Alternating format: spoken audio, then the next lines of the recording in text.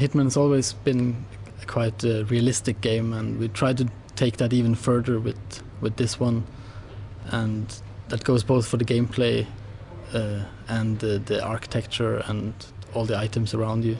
Also, all the levels are based on real life locations, and either it's specific buildings or it's specific parts of a town that we send teams out to research, and the architects take whatever they can from real life or specific buildings or monuments or whatever, and model it in to fit with the level design.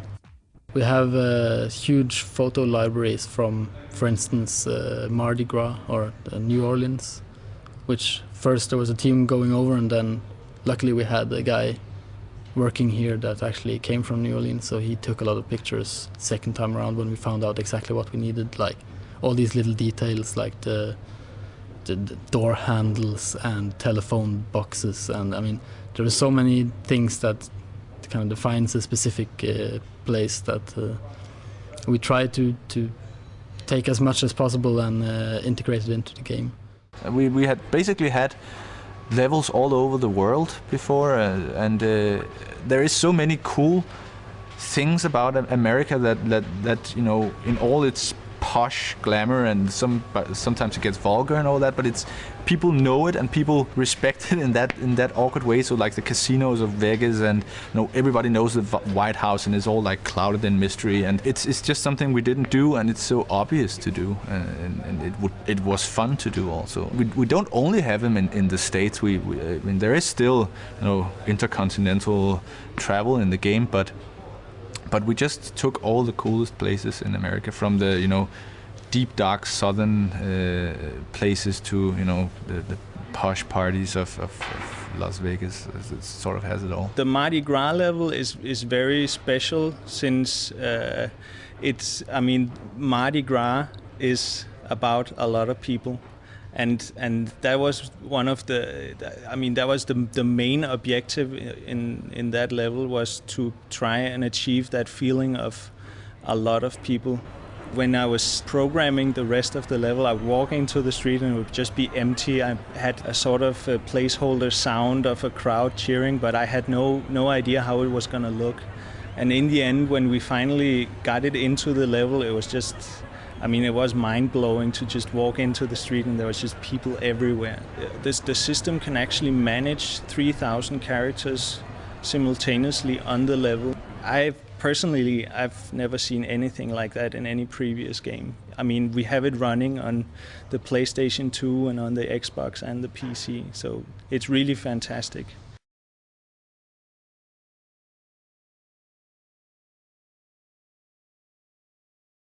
It's a little bit of a cliche, but it always works pretty well. But we have the hunter become the hunted. So we have this semi-failed clone who is like tracking down Hitman all throughout the storyline, and who he, of course, will have a confrontation with at some point. And what's really cool about that is more than the fact that it's his nemesis and all that.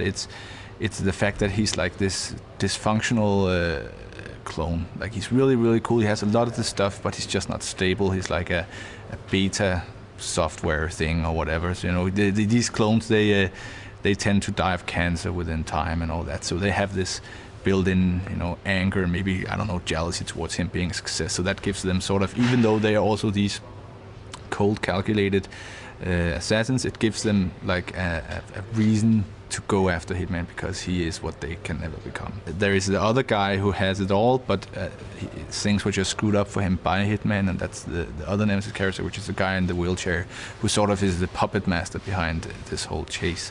So I think there are some really solid characters in this game, actually, that makes the story interesting. Also because they have some really basic reasons to wanting to go after after 47 that everybody can relate to really easily. So